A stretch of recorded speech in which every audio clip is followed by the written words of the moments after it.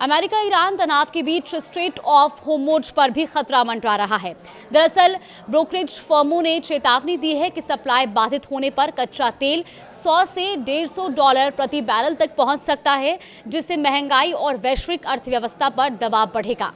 America और Iran के बीच बढ़ते सैन्य तनाव ने वैश्विक तेल बाजार में हड़कंप मचा दिया है।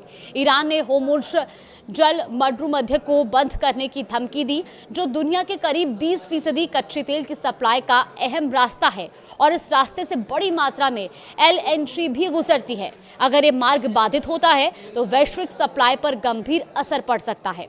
वहीं इस बीच तमाम फर्मों की ओर से चेतावनी भी दी गई कि अगर होर्मुज स्ट्रेट पूरी तरह से बंद हो जाता है तो ब्रेंट क्रूड की कीमत 100 से $150 प्रति बैरल तक पहुंच सकती है।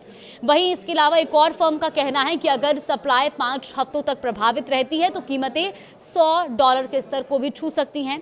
इस बीच ब्रेंट क्रूड पहले ही 13% उछलकर $82 प्रति बैरल के पार पहुंच चुका है, जो जनवरी 2025 के बाद का अब तक का सबसे ज्यादा है।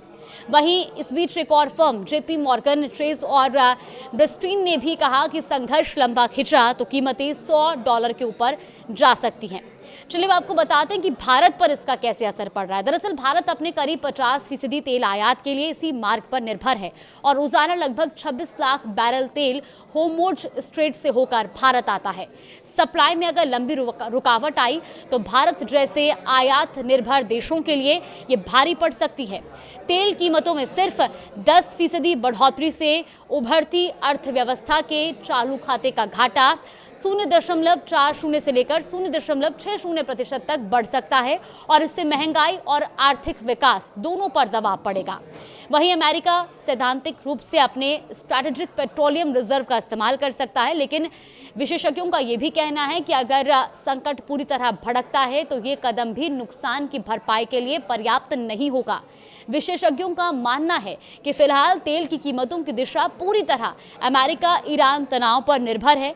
जब तक हालात सामान्य होने के स्पष्ट संकेत नहीं मिलते तब तक कच्चे तेल में तेजी और बाजार में अस्थिरता बनी रह सकती है।